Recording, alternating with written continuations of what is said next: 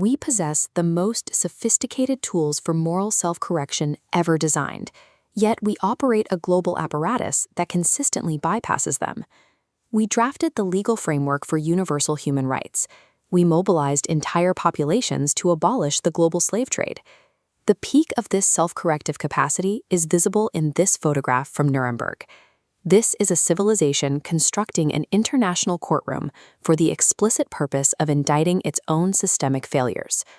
Why does a civilization with this architectural pedigree currently feel to its own citizens as though it operates entirely without a conscience? Labeling this a conscience deficiency misdiagnoses the mechanism. This crisis is not the result of a depleted moral supply, but a re-engineering of how that supply is used. A deficiency is a medical metaphor. It implies a measurable lack of some vital nutrient, a drop below a healthy baseline. We did not misplace our moral capacity. We did not run low on outrage. Our conscience was dissolved. The ledger of moral accountability was systematically distributed across society until no single discipline was responsible for holding it whole. The philosopher Alistair MacIntyre outlined this exact condition in his After Virtue thesis. We kept the entire vocabulary of our moral tradition, the words for good, evil, and duty, but we dismantled the structural framework that actually made those concepts cohere. A dissolved conscience allows for terrifying efficiency. Every fragmented piece functions perfectly in isolation, ensuring systemic harm proceeds without the friction of individual guilt. This fragmentation has a historical starting line, beginning with the Reformation in 1517 and hardening with the Cartesian split. We actively severed facts from values.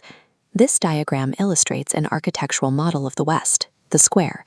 It deliberately shatters the mind, separating intellectual action some moral weight. Once the borders of this square were drawn, the fragmentation locked into place. Moral philosophy inherited only the theory, law inherited only the procedure, theology was restricted entirely to internal, personal guilt, and economics gets nothing, calculating conscience purely as an external cost of doing business. Hannah Arendt observed the ultimate result of this architecture in the 20th century. Stripped of academic jargon, her concept of the banality of evil describes pure bureaucratic competence executing its daily tasks, while the moral organ is amputated. In the square architecture, no single discipline holds the complete moral ledger. Systemic atrocities become a predictable feature of modern structural efficiency. But structural dissolution only explains the mechanism. It doesn't explain the profound sense of exhaustion we feel today. A civilization that exerts its moral energy at high intensity for centuries eventually depletes its capacity to respond. Look at this image from the civil rights movements. Look at the sheer volume of exertion required to force systemic change. That is a massive, sustained expenditure of collective conscience. The chronic phase of this civilizational exhaustion set in around 1918. The devastation of the First World War broke European moral self-confidence, prompting Oswald Spengler to diagnose a civilizational winter. Friedrich Nietzsche had already identified the symptom. His last man is an exhausted figure desiring nothing but comfort, completely drained of the capacity to care. In the digital era, this chronic condition flared into an acute crisis. Francis Fukuyama documented post-Cold War boredom, forecasting the clinical burnout of modern society. We now experience industrial-scale compassion fatigue. The infinite scroll demands our response to a barrage of global atrocities right next to advertisements, constantly. An organ asked to respond to everything eventually responds to nothing. The current state of apathy is the clinical terminal stage of civilizational burnout. We are witnessing the exhaustion of a society that spent its moral ledger at a hyper-accelerated rate. If our disease is compartmentalization, we have to look for an architectural alternative. This animation shows the Eastern theoretical countermodel. Found across Confucian, Taoist, and Buddhist traditions, this is the round architecture of the mind. This structure possesses conscience efficiency. By design, the nodes are integrated. An intellectual action literally cannot occur without its moral counterpart immediately present.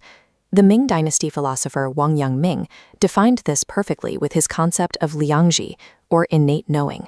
Knowing what is right is inseparable from the action of doing it. Where the Western square divides the mind to conquer the external world, The Eastern Round binds the faculties together to regulate the self. In theory, this integrated model is the exact cure for fragmentation.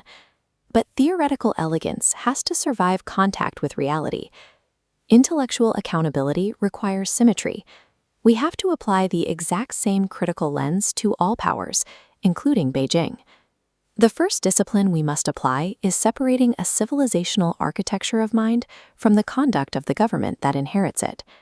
Inheriting a profound, integrated vocabulary of conscience provides zero automatic immunity against committing systemic abuses. Look at the modern reality, the social credit apparatus, and the construction of vast surveillance states. When a government constructs a literal watchtower to monitor its own people, it betrays the round model entirely. It suppresses innate knowing in favor of total observation.